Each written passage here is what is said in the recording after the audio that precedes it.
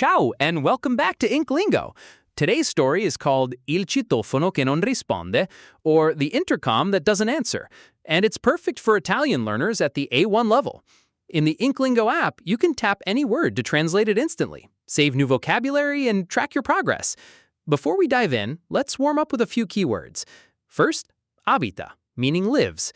Next, cuffie, meaning headphones. Then, bussa, meaning knocks. We also have nessuna risposta, meaning no answer, and preoccupata, meaning worried.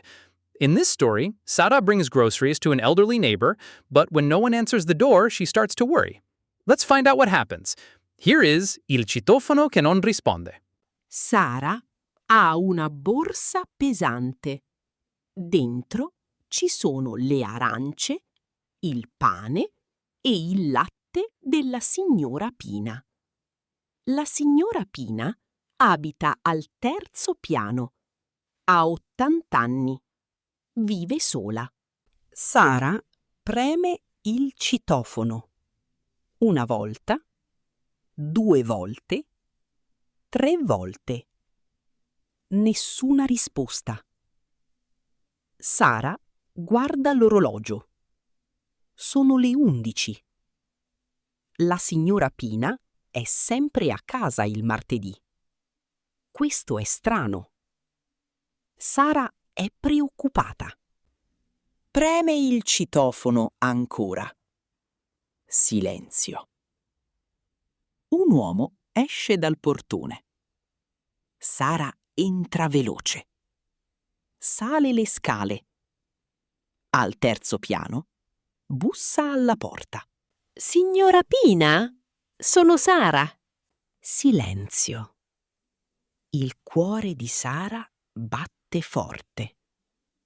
Aspetta e aspetta.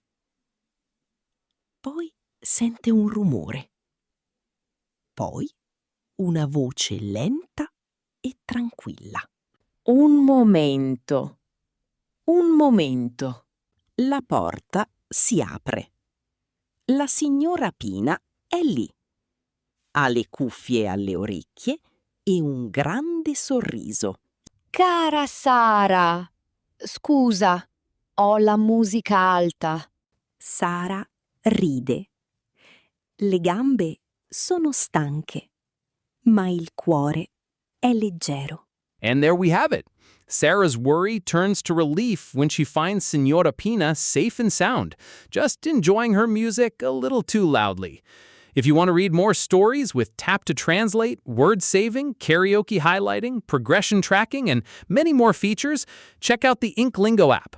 You can also read hundreds of stories for free on the website at inklingo.app. See you next time.